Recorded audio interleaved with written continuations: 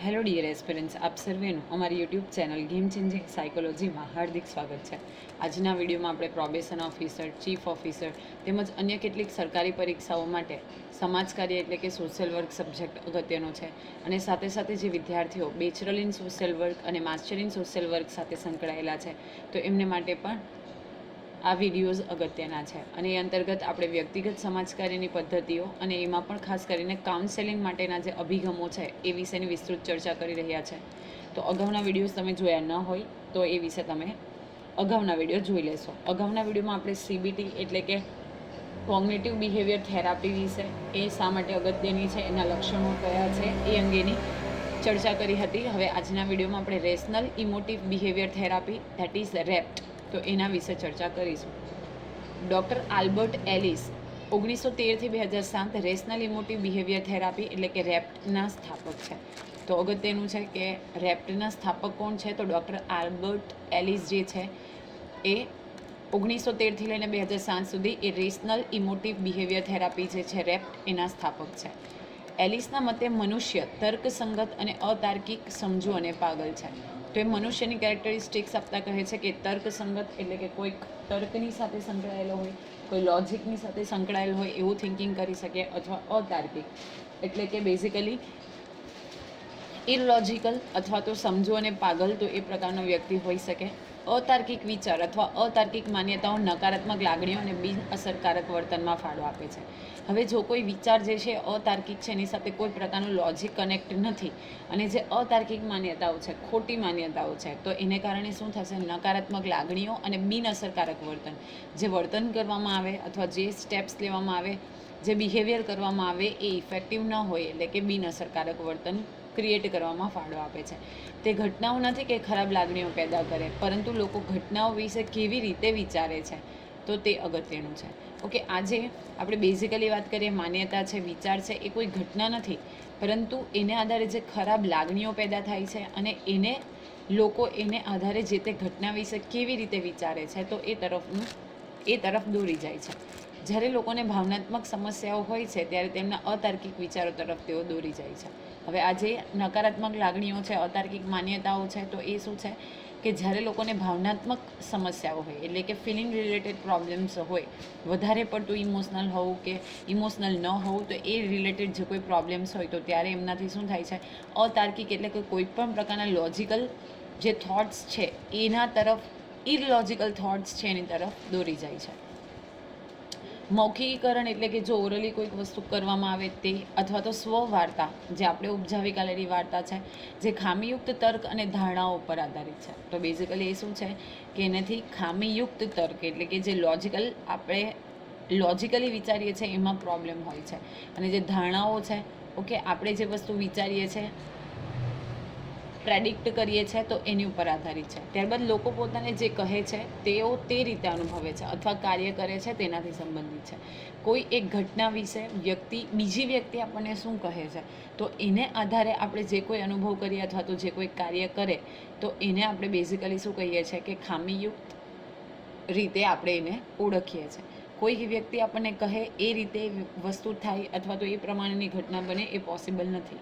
તો આપણે આપણી રીતે આપણા દૃષ્ટિકોણથી વિચારવાનું હોય છે. તો બેઝિકલી લોકો જે કહે એને આધારે અને બીજા લોકો જે અનુભવે છે એને આધારે આપણે જો કોઈ કાર્ય કરીએ તો બેઝિકલી એને ખામીયુક્ત તર્ક તરીકે આપણે ઓળખી શકીએ. ભાગની ભાવનાત્મક વિક્ષેપના મૂળમાં દોષ છે. તેથી ભાવનાત્મક વિક્ષેપમાંથી પુનઃ બહાર આવવા માટે વ્યક્તિએ સ્વદોષ અથવા તો અન્યને દોષ આપવાનું બંધ કરવું જોઈએ. હવે બેઝિકલી આપણે જો આ ભાવનાત્મક વિક્ષેપની વાત કરીએ એટલે કે ભાવનાત્મક પ્રોબ્લેમ્સ હોય, તો એના મૂળમાં એટલે કે એનું જે મેઇન રીઝન છે એ છે દોષ છે. ક્યાં તો વ્યક્તિ સ્વદોષ એટલે કે પોતાની જાતને દોષી ઠેરવે અથવા તો અન્યને દોષ આપે, તો એ શું થાય છે, એનાથી ભાવનાત્મક વિક્ષેપ ક્રિએટ થાય છે. તો ઇન દેટ કેસ શું કરવાનું છે કે અન્યને અથવા તો સ્વદોષ આપવાનું બંધ કરવું જોઈએ. તેના બદલે મહત્ત્વનું છે કે આપણે આપણી અપૂર્ણતાઓ હોવા છતાં પોતાને સ્વીકારતા શીખીએ. ઓકે, તો બેઝિકલી આપણામાં જે કોઈ ખામીઓ છે, અપૂર્ણતાઓ છે, તે છતાં પણ આપણે પોતાને સ્વીકારતા શીખીએ, જે રીતે છે એ રીતે પોતાની જાતને સ્વીકારતા શીખીએ, તો એનાથી કોઈ પ્રકારનો આ જે ભાવનાત્મક વિક્ષેપ છે એ ક્રિએટ ન થાય. જ્યારે આપણે સ્વસ્થ હોઈએ ત્યારે આપણા છુપાયેલા કટ્ટરથી જોઈએ અને નિરંકુશતાવાદી જોઈએ એ સારો વિચાર છે. તો આ તો કોઈ એટલો ઇમ્પોર્ટન્ટ નથી. હવે જોઈએ વ્યક્તિત્વની એબીસી થિયરી. તો શું છે વ્યક્તિત્વની એબીસી થિયરી, એની વિશે આપણે ચર્ચા કરીએ. તો એલિસ એ પણ સંબંધિત છે કે કેવી રીતે લોકોના જીવનમાં સક્રિય ઘટનાઓ એટલે કે એનું અર્થઘટન કરવામાં આવે છે અથવા સમજવામાં આવે છે અથવા અતાર્કિક અથવા અવાસ્તવિક રીતે માનવામાં આવે છે. ઓકે, તો બેઝિકલી લોકો જીવનમાં સક્રિય ઘટનાનું કેવી રીતે અર્થઘટન કરે છે એટલે કે એમની જીવનમાં બનતી જે ઘટનાઓ છે એનું કેવી રીતે અર્થઘટન કરે છે, કેવી રીતે એનાલિસિસ કરે છે અને કેવી રીતે સમજે છે. નકારાત્મક ભાવનાત્મક પ્રતિક્રિયાઓ અથવા પરિણામોમાં ફાળો આપે છે. તો ધેટ ઇઝ સી. ઓકે, તો ફર્સ્ટ જે છે એ વસ્તુઓનું અર્થઘટન કરવું અને બી છે એને તાર્કિક અથવા તો અવાસ્તવિક રીતે માનવી અને C number that will be ભાવનાત્મક પ્રતિક્રિયાઓ અથવા પરિણામો જે છે એમાં શું કરવામાં આવે તો એના વિશે એ ફાળો આપે છે. તો ધેટ ઇઝ એબીસી એટલે કે નેગેટિવ જે પ્રતિક્રિયાઓ છે એટલે કે રિસ્પોન્સ છે તો એના વિશે જે વિચારે અને જે રિસ્પોન્સ આપે તો એ બેઝિકલી આપણી એબીસી વ્યક્તિત્વની થિયરી છે. હવે આપણે જોઈએ રેપ્ટના લક્ષણો. તો અતાર્કિક વિચારોને બદલીને અતાર્કિક વર્તન ઘટાડવા અથવા તો દૂર કરવા. જે અતાર્કિક ઇનલોજિકલ થોટ્સ છે એ અને અતાર્કિક વર્તન જે આપણે કરીએ છીએ તો એને ઘટાડવું અથવા તો એને દૂર કરવું. તો એને શું કહેવામાં આવે છે બેઝિકલી એ રેપ્ટના લક્ષ્યો છે. નેક્સ્ટ નંબર છે લક્ષ્ય પરિવર્તન. સેવાર્થીઓની ઘટના વિશે સમજવું, વિચારવાની અને અમૂલ્યાંકન કરવાની રીતને સુધારવામાં, જેથી કરીને શું થશે તો બેઝિકલી જે થિંકિંગ છે એ થિંકિંગમાં ફાયદો થશે. બિનજરૂરી અથવા અતાર્કિક અથવા ભૂલ ભરેલા જે વિચારો છે માન્યતાથી દૂર રહીએ તો બેઝિકલી એને શું કહેવામાં આવે તો એ લક્ષ્યનું પરિવર્તન તરફ આપણને દોરી જાય. હવે આપણે વાત કરીએ પરામર્શ તકનીકો. તો તકનીકો મુખ્યત્વે સેવાર્થીઓને શીખવા અને સેવાર્થીઓની અતાર્કિક માન્યતાઓને વિવાદિત કરવા ઉપર ધ્યાન કેન્દ્રિત કરે છે. જે ઇલોજિકલ થિંકિંગ જે છે એ અને સાથે સાથે જે વિવાદિત થિંકિંગ છે તો એની ઉપર ધ્યાન કેન્દ્રિત કરવા ઉપર પ્રેરિત કરે છે. સેવાર્થીઓની પરિસ્થિતિની શોધખોળ કર્યા પછીનું પ્રથમ પગલું કાઉન્સેલર તેમને ઘટના, માન્યતાઓ અને લાગણીઓને સક્રિય કરવાના મૂળભૂત સિદ્ધાંતો સમજાવશે. તો સૌપ્રથમ શું કરવામાં આવશે? પરિસ્થિતિની શોધખોળ કરવામાં આવશે. એટલે કે કઈ પરિસ્થિતિ પ્રોબ્લેમ જો ક્રિએટ થયો છે તો એની પાછળ કઈ પરિસ્થિતિ સંકળાયેલી છે એ, અને ત્યાર પછી કાઉન્સેલર પ્રથમ પગલું શું લેશે કે એમને ઘટના, માન્યતા અને લાગણીઓને સક્રિય કરવા માટે જે મૂળભૂત સિદ્ધાંતો જે છે એ વિશે સમજાવશે. આ સામાન્ય રીતે તર્કસંગત શિક્ષણ તરીકે ઓળખાય છે. તો આ ફર્સ્ટ ફેઝમાં જે માન્યતાઓ છે એ, ઘટનાઓ છે એ અને લાગણીઓ જે છે એના વિશે કાઉન્સેલર જે છે એ વ્યક્તિઓને શું કરશે? સમજાવશે. હવે બીજા સ્ટેપમાં કાઉન્સેલર શું કરશે તો સેવાર્થીની અતાર્કિક માન્યતાઓનો જે વિવાદ છે એટલે કે જે અતાર્કિક માન્યતાઓ છે એ વિશે એને દૂર કરવાનો પ્રયત્ન કરશે. સેવાર્થીઓના તર્ક ઉપર સીધો હુમલો કરી શકે છે. ઓકે, એટલે કે સેવાર્થીનું જે તર્ક છે, લોજિકલી થિંકિંગ છે એની ઉપર એ સીધો ફોકસ કરશે. વિચારોને પડકાર આપશે અને તેમની માન્યતા વિરુદ્ધ પુરાવા સાથે એમનો સામનો કરશે. ઓકે, જે કોઈ વર્તન કરે છે એની જે માન્યતાઓ છે એની અગેન્સ્ટમાં શું કરવામાં આવે છે? એવિડન્સ ક્રિએટ કરવામાં આવે છે અને ત્યાર પછી એમને સામનો કરવામાં આવે છે અથવા તો એમને શીખવવામાં આવે છે, એમની કાઉન્સેલિંગ કરવામાં આવે છે. હવે જોઈએ મનોવિશ્લેષણાત્મક અભિગમ. તો મનોવિશ્લેષણ એ મનોરોગ ચિકિત્સા તરીકે ઓળખાતી પ્રથમ પ્રેક્ટિસ હતી. તો બેઝિકલી આપણે મનોવિશ્લેષણની વાત કરીએ તો મનોરોગ ચિકિત્સા તરીકે ઓળખાતી એ શું હતી? એક પ્રકારની પ્રેક્ટિસ હતી. તે દર્દીના તમામ વિચારોના મૌખિકીકરણને પ્રોત્સાહિત કરે છે, જેમાં મુક્ત સંગઠનો, કલ્પનાઓનો સમાવેશ થાય છે, જેમાંથી વિશ્લેષક અચેતન સંઘર્ષની પ્રકૃતિ ઘડે છે જે દર્દીના લક્ષ્યો અને પાત્રની સમસ્યાઓનું કારણ બને છે. બેઝિકલી શું છે? જે મુક્ત સંગઠનો છે એટલે કે ઓપન જે કોઈ ઇન્સ્ટિટ્યુશન્સ છે એની કલ્પનાઓ છે તો એ બધી વસ્તુઓનો આમાં શું થાય છે? સમાવેશ થાય છે. અને અચેતન સંઘર્ષની જે પ્રકૃતિ છે એ ઘડે છે. ધેર આર 3 થિંગ્સ: ચેતન અને અચેતન મન. ચેતન મન મતલબ કોન્શિયસ માઇન્ડ અને અચેતન એટલે કે અનકોન્શિયસ માઇન્ડ. મનોવિશ્લેષણ એ કદાચ મનોરોગ ચિકિત્સા માટેની પ્રથમ વિશિષ્ટ શાળા હતી, જે 20મી સદીની શરૂઆતમાં સિગમન્ડ ફ્રોઇડ અને અન્ય લોકો દ્વારા વિકસાવવામાં આવી. તો આ પણ જરૂરી છે, જે મનોવિશ્લેષણાત્મક વાત છે જે સિગમન્ડ ફ્રોઇડે આપ્યો છે એ 20મી સદીમાં સૌથી પ્રથમ વખત શરૂઆત કરવામાં આવેલી છે સિગમન્ડ ફ્રોઇડ દ્વારા. ફ્રોઇડનું મનોવિશ્લેષણ એક સિદ્ધાંત અને ઉપચાર બંને છે. મનુષ્ય પાસે ચેતન મન, અચેતન મન અને અર્ધચેતન મન હોય છે. તે વ્યક્તિત્વમાં 3 ભાગનો વિકાસ થાય છે. આઈડી નહીં આવે, અહીંયા આવશે ઈડ. ઓકે, એને કહેવામાં આવે ID. That means the correct pronunciation will be id. Okay, id તો એમાં અમોરલનો સમાવેશ થાય છે, જેમાં મૂળભૂત વૃત્તિ આનંદના સિદ્ધાંત ઉપર જે કાર્ય કરે છે. ઓકે, તો જે મૂળ અભિવૃત્તિઓ છે, મૂળ વૃત્તિઓ છે, આનંદ છે, લેબિડો પણ આવશે આમાં, તો એના સિદ્ધાંત ઉપર કાર્ય કરે છે, જે જન્મજાત આપણને મળે છે. પછી છે અહંકાર, જે વાસ્તવિકના સિદ્ધાંત ઉપર કાર્યરત ભાગ છે, જેને આપણે સુપર ઈડ, અને પછી આવશે ઈડ, ઈગો અને સુપર ઈગો. તો અહંકાર જે આપણે આવશે ઈગો, અને પછી આવશે સુપર ઈગો, જે મનનો અંતરાત્મા નૈતિક સિદ્ધાંત ઉપર કાર્ય કરે છે. કોઈ વસ્તુ આપણે જ્યારે કરીએ છીએ તો એ આપણે ઈગોને લઈને કરીએ છીએ, પરંતુ જે સુપર ઈગો છે આપણને એ કાર્ય કરતા રોકશે. ઈડ અને સુપર ઈગો અચેતન મન સુધી સીમિત છે, જ્યારે અહંકાર એટલે કે જો ઈગોની વાત કરીએ તો એ મોટે ભાગે સભાન મનમાં કાર્ય કરે છે. તો ઈડ અને સુપર ઈગો એ અચેતન એટલે કે અનકોન્શિયસ માઇન્ડ ઉપર કનેક્ટેડ છે, જ્યારે અહંકારની આપણે વાત કરીએ એટલે કે ઈગોની વાત કરીએ તો બેઝિકલી શેની સાથે સંકળાયેલું છે, તો સભાન મનમાં એટલે કે બેઝિકલી કોન્શિયસ માઇન્ડમાં રહીને એ કાર્ય કરે છે. મનોવિશ્લેષણ આ ઘટકોને સમજવા અને મનુષ્યના 5 મનોલૈંગિક વિકાસના તબક્કાઓ પર આધારિત છે, જેમ કે મૌખિક સ્ટેજ, ગુદા સ્ટેજ, ફાસ્ટિક સ્ટેજ, લેટન્સી અને જીનિટલ સ્ટેજ. દરેક તબક્કા તેમના વિકાસના તબક્કામાં તે સમય પ્રભાવશાળી અને એની ઉપર ધ્યાન કેન્દ્રિત કરે છે. તો આજે 5 તબક્કાઓ છે એની આપણે સેપરેટ વિડીયોમાં ડિટેલમાં ચર્ચા કરીશું. પ્રથમ 3 તબક્કામાં અતિશય નિરાશા અથવા અતિશય આનંદ એ મુખ્ય મુશ્કેલીઓ છે જે ઊભી થઈ શકે છે, જ્યાં વ્યક્તિ વિકાસના તે સ્તરને થઈ શકે છે અથવા તો અપરિપક્વ અથવા તો સંરક્ષણની પદ્ધતિઓનો ઉપયોગ કરી વધુ પડતી નિર્ભર છે. ઓકે, વાસ્તવિકતાને નકારીને વિકૃત તરફ દોરાય છે, અને આ સંરક્ષણ પદ્ધતિઓ છે જે આપણને ટકાવી રાખવા માટે અથવા તો ટકી રહેવા માટે શું બનાવે છે, સક્ષમ બનાવે છે. તો બેઝિકલી ઇટ ડિપેન્ડ્સ કે ઘણી વખત એવું થાય છે કે નાનપણથી જ માતા પિતા જે હોય એ શું કરવામાં આવે કે અમુક પ્રિન્સિપલ્સ, અમુક સિદ્ધાંતોને ફોલો કરવા માટે પહેલેથી બાળકોને સમજાવતા હોય અને એ એના માઇન્ડમાં ઘર કરી જાય. ઓકે, તો ક્યાં તો એ વાસ્તવિકતાને નકારે છે અથવા તો એ વાસ્તવિકતાને શું કરે છે, તો એક્સેપ્ટ કરી લે છે. તો 2 કન્ડિશન અહીંયા એપ્લિકેબલ થશે. હવે આપણે જોઈએ માનવતાવાદી અભિગમો. તો માનવતાવાદી અભિગમની વાત કરીએ તો માનવતાવાદી ઉચ્ચાર 1950ના દાયકામાંથી શરૂ થાય છે, ઉભરી આવે છે. અભિગમ સર્જનાત્મકતા, વ્યક્તિગત વિકાસ અને પસંદગી જેવા ક્ષેત્રોમાં માનવ ક્ષમતાને ઓળખવા ઉપર ધ્યાન કેન્દ્રિત કરે છે. ઓકે, તો વિકાસ અને પસંદગી એટલે કે ચોઇસ જેવા જે ફિલ્ડ છે એમાં માનવની ક્ષમતાઓ જે છે, એબિલિટી છે, એને ઓળખવા ઉપર શું કરે છે, ધ્યાન કેન્દ્રિત કરે છે. માનવતાવાદી શબ્દ વ્યક્તિની પસંદગી કરવાની અને તેના જીવનને લગતી બાબતો પર નિર્ણય લેવાની ક્ષમતા ઉપર ધ્યાન કેન્દ્રિત કરે છે. આ પદ્ધતિ આશાવાદી છે અને બિનન્યાયકારી સમજણ અનુભવ આપીને વ્યક્તિઓને તેમની શક્તિઓ ઓળખવા માટે મદદ કરવાનો પ્રયાસ કરે છે. તે વિશ્વમાં સૌથી લોકપ્રિય ઉપચારાત્મક અભિગમોમાંની એક છે. તો પૂછાઈ શકે કે લોકપ્રિય ઉપચારાત્મક જે અભિગમો છે એ પૈકીની એક છે, એ છે માનવતાવાદી અભિગમ.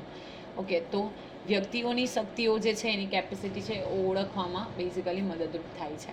હવે જોઈએ એના લક્ષ્યો એટલે કે એમ્સની વાત કરીએ તો એમ્સ જે છે, કયા લક્ષ્યો જે છે એ માનવતાવાદી અભિગમ સાથે સંકળાયેલા છે. તો વ્યક્તિઓ પોતાને અહીં અને અત્યારે અને કેવી રીતે સમજે છે તે શોધવા માટે. ઓકે, તો વર્તમાનમાં પોતાને કેવી રીતે સમજે છે, કેવી રીતે જાણે છે એ શોધવા માટે બેઝિકલી માનવતાવાદી અભિગમ વપરાય છે. પછી છે વૃદ્ધિ, સ્વદિશા અને જવાબદારીઓને ઓળખવા માટે, એનું ડેવલપમેન્ટ, એની સ્વદિશા એટલે કે સેલ્ફ ડાયરેક્શન અને એની જે રિસ્પોન્સિબિલિટી છે એ ઓળખવા માટે. અને બેઝિકલી એ પાર્ટથી આપણે અહીંયાથી બેઝિકલી 3 માનવતાવાદી અભિગમની વાત કરવાના છે, જે છે વ્યક્તિ કેન્દ્રિત અભિગમ, ગેસ્ટાલ્ટ અભિગમ અને અસ્તિત્વનો અભિગમ. એ પૈકી ફર્સ્ટ જે છે એ છે વ્યક્તિ કેન્દ્રિત અભિગમ એટલે કે પર્સન સેન્ટ્રિક જે એપ્ટિટ્યૂડ છે એ વિશેની આપણે વાત કરીએ તો અસલમાં બિનનિર્દેશક પરામર્શ અભિગમ તરીકે ઓળખાય છે. તો તમારે બીજું નામ પણ યાદ રાખવાનું છે, બિનનિર્દેશક પરામર્શ અભિગમ તરીકે. આ વ્યક્તિ કેન્દ્રિત અભિગમ એટલે કે જેમાં વ્યક્તિ કેન્દ્રમાં છે એ પ્રકારનો અભિગમ. તે 1940ના દાયકામાં કાર્લ રોજર્સ દ્વારા વિકસાવવામાં આવ્યો હતો. તો આ પણ અગત્યનું છે કે આ જે વ્યક્તિ કેન્દ્રિત અભિગમ છે, પીપલ સેન્ટ્રિક એપ્ટિટ્યૂડ જે છે એ કાર્લ રોજર્સ દ્વારા વિકસાવવામાં આવે છે. પાછળથી સેવાથી કેન્દ્રિત કાઉન્સેલિંગ અથવા વ્યક્તિ કેન્દ્રિત કાઉન્સેલિંગ તરીકે જાણીતો બન્યો. ઓકે, મનોરોગ ચિકિત્સા અને કાઉન્સેલિંગ જેવા વિવિધ ડોમેન્સમાં એને વ્યાપક એક્સેપ્ટન્સ મળે છે, એટલે કે એ સ્વીકારવામાં આવે છે. શિક્ષણ અને વિદ્યાર્થી, જેમ શિક્ષણ જે છે એ વિદ્યાર્થી કેન્દ્રિત હોવું જોઈએ. સંસ્થાઓ જે છે અને અન્ય જૂથની વાત કરીએ તો એમાં જે વિવિધ ડોમેન્સની અંદર શું કરવામાં આવે છે એને વ્યાપક રીતે એક્સેપ્ટન્સ કરવામાં આવે છે, કારણ કે આ જે છે એ જે તે વ્યક્તિ અથવા તો જે ઇન્સ્ટિટ્યુશનમાં જે વ્યક્તિઓ સેન્ટરમાં છે એના ઉપર આધાર રાખે છે. તે રચનાત્મક ફિલોસોફી પર આધારિત છે, જે માને છે કે જો કાઉન્સેલર સેવાર્થીની ક્રિયા પ્રતિક્રિયામાં અમુક શરતો પ્રવર્તે તો હકારાત્મક પરિવર્તન શક્ય છે. રોજર્સે મનુષ્યને સારા તર્ક સંગત સામાજિક માણસો, રચનાત્મક અને આગળ વધતા વાસ્તવિક અને વિશ્વાસપાત્ર મહાન શક્તિ ધરાવનાર તરીકે જોયા હતા. તો બેઝિકલી આપણે કાર્લ રોજર્સની વાત કરીએ તો એ વ્યક્તિને કેવી રીતે ગણે છે, તો પોઝિટિવ રીતે ગણે છે. એટલે કે સામાજિક માણસો છે તેઓ તાર્કિક રીતે વિચારી શકે છે અને સાથે સાથે રચનાત્મક થિંકિંગ કરી શકે છે. એ પ્રકારના માણસો તરીકે કાર્લ રોજર્સ જે છે એ વ્યક્તિઓને કલ્પે છે. ચળવળની દિશા સ્વવાસ્તવિકીકરણ અને પરિપક્વતા તરફ છે. સલાહકારો માને છે કે દરેક વ્યક્તિના જીવનમાં વ્યક્તિગત અર્થ અને હેતુ શોધવા માટે તે સક્ષમ છે. તો જે કોઈ કાઉન્સેલર છે એવું માને છે કે દરેક વ્યક્તિ જે છે એ વ્યક્તિગત રીતે અર્થ અને હેતુ શોધવા માટે સક્ષમ છે. સેવાર્થીને સકારાત્મક આદરની જરૂર છે, જેમ કે પ્રેમ, હૂંફ, કાળજી, આદર અને સ્વસ્થ સ્વ માટેની સ્વીકૃતિ. તો એને પોઝિટિવ વસ્તુની જરૂર છે, જેમ કે જો એને પ્રેમ મળે, હૂંફ મળે, કાળજી લેવામાં આવે, આદર, રિસ્પેક્ટ મળે તો વ્યક્તિ શું કરી શકે છે, સકારાત્મક રીતે આગળ વધી શકે છે. પીસીએ કેન્દ્રોના ધ્યેયો એક વ્યક્તિ તરીકે સેવાર્થીની આસપાસ છે તેની અથવા તેણીની સમસ્યાઓ પર નહીં. તો અહીંયા શું કરવામાં આવે છે કે વ્યક્તિ અથવા સેવાર્થીની આસપાસ, એટલે તો એને પર્સન સેન્ટ્રિક કહેવામાં આવે છે. તો એ વ્યક્તિની આસપાસ એના મેઇન એમ્સ હોય છે, પરંતુ સમસ્યા ઉપર એટલે કે સમસ્યા ઉપર અહીંયા ધ્યાન એટલું કેન્દ્રિત કરવામાં આવતું નથી.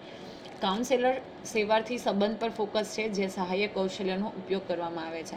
અને કાઉન્સેલર એ આબોહવાને પ્રોત્સાહન આપવા માટે વધુ સુવિધા આપનાર છે, જ્યાં સેવાર્થી મુક્ત, અભય અને બધાને શોધવા માટે પ્રોત્સાહિત કરે છે. તો બેઝિકલી આજુબાજુનું જે વાતાવરણ છે એને પણ અહીંયા મહત્ત્વ આપવામાં આવે છે. 3 લાક્ષણિકતાઓ. અનુમાનિકતા એટલે કે આપણે અનુમાન લગાવવું. જાત ક્ષમતાની શોધ એટલે કે પોતાની જાતમાં કેટલી ક્ષમતા છે અંગેની શોધ કરવી. ચિકિત્સક અને સેવાર્થી સાથેના સંબંધની પ્રકૃતિ આદર્શ, ધેટ ઇઝ સીપીએને વ્યાખ્યાયિત કરે છે. સીપીએમાં મૂળભૂત માન્યતા એ છે કે લોકો વૃદ્ધિ અને ઉપચાર તરફ આગળ વધે છે. ઓકે, લોકો વૃદ્ધિ અને ઉપચાર તરફ આગળ વધે છે. ઉપચાર કરવો એટલે કે બેઝિકલી અલગ અલગ ટાઈપની ટ્રીટમેન્ટ અથવા તો અહીંયા આપણે એવું કહી શકીએ અલગ અલગ મેથડ વિચારવા તરફ આગળ વધે છે અને તેમના પોતાના જવાબો શોધવાની ક્ષમતા ધરાવે છે. પોતે કેપેબલ ઇનફ છે અને એટલા માટે પોતાના જે પ્રશ્નો છે તો એના જવાબો શોધવાની ક્ષમતા ધરાવે છે. ચિકિત્સક સાંભળે છે અને સેવાર્થીના દૃષ્ટિકોણથી વસ્તુઓ કેવી રીતે છે તે સમજવાનો પ્રયાસ કરે છે. જો અચોક્કસ હોય તો સેવાર્થી સાથેની સમજણ ચેક કરવામાં આવે છે. સેવાર્થી સાથે અત્યંત આદર સાથે વર્તે છે અને ચિકિત્સા માટે બેઝિકલી ચિકિત્સક જે છે સુસંગત અને પારદર્શક હોય છે. એનો અર્થ છે એ સ્વજાગૃત છે, સ્વસ્વીકાર્ય છે અને તેનાથી સેવાર્થી વચ્ચે છુપાવવા જેવું કશું નથી. મતલબ જે બેઝિકલી આપણે જો કાઉન્સેલરની વાત કરીએ તો એક ટ્રાન્સપરન્ટ ભૂમિકા ભજવે છે. એની સાથે જે સેવાર્થી છે એની પ્રત્યે આદર, સન્માન સાથે વર્તે છે. ઓકે, હવે કાઉન્સેલિંગની સંબંધની ગુણવત્તા અને તકનીકો કરતાં મહત્વપૂર્ણ છે. એટલે કે ટેકનિકો કરતાં એ કેટલી ગુણવત્તાથી, ક્વોલિટીથી કરવામાં આવે અગત્યનું છે. એમાં સૌપ્રથમ જે છે સહાનુભૂતિ. તો કાઉન્સેલરની સેવાર્થીઓ સાથે અનુભવ કરવાની અને અભિવ્યક્ત કરવાની ક્ષમતા, એટલે કે એના સિમ્પથી ઇન્ડિકેટ કરતો હોવો જોઈએ. ઓકે, પછી છે શરતી હકારાત્મક સંદર્ભ એટલે કે સ્વીકૃતિ. જે કોઈ આપણી પાસે સેવાર્થી આવે છે તો એને આપણે કોઈ પણ બિનશરતી એટલે કે કોઈ પણ શરત રાખ્યા વગર હકારાત્મક સંદર્ભ તરીકે વ્યક્તિ જેવી છે એ રીતે એનો સ્વીકાર કરવો જોઈએ. સુસંગતતા કે પારદર્શક રહેવાની શરત. ઓકે, એની સાથે સુસંગત રહેવું, પારદર્શક રહેવું, જેવી છે એવી રિયાલિટી ઇન્ડિકેટ કરવી. એટલે કે બેઝિકલી આપણે એવું કહી શકીએ કે નેચરલી બિહેવ કરવું.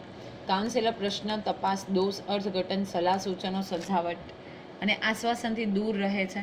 ઓકે, તો કોઈ પણ પ્રકારની અર્થઘટન કરવું, સલાહ સૂચનો આપવા, સમજાવટ તો એ પહેલાં જુએ છે અને રોગ નિવારક સંબંધમાં તે ઇન્ડિકેટ કરે છે. મતલબ જે કોઈ પ્રોબ્લેમ છે તો એના શોધવા માટેનો પ્રયત્ન કરે છે. વિચારો અને લાગણીઓનું સચોટ પ્રતિબિંબ ધરાવતા હોવા જોઈએ. સમજાવટ એટલે કે સમજાવટ કરી શકતા હોવા જોઈએ. સામેવાળી વ્યક્તિને કન્વિન્સ કરીને અથવા તો એના જે પ્રોબ્લેમ છે એ વિશે વિચારતા હોવા જોઈએ. તો બેઝિકલી જે કાઉન્સેલર છે એ કેવો હોવો જોઈએ, તટસ્થ હોવો જોઈએ, પોતાની ભૂમિકા પ્રોપરલી પરફોર્મ કરે એ પ્રમાણે હોવો જોઈએ. તો આશા રાખું છું કે આજના વિડીયોમાં તમને સમજ પડી હશે. વિડીયો પસંદ પડે તો વિડીયોને લાઇક કરી અને શેર કરવાનું ભૂલશો નહીં. અને આવા જ વધુ વિડીયોની અપડેટ્સ મેળવવા માટે even you can subscribe our YouTube channel game changing psychology. Thank you for watching the video. Have a nice day.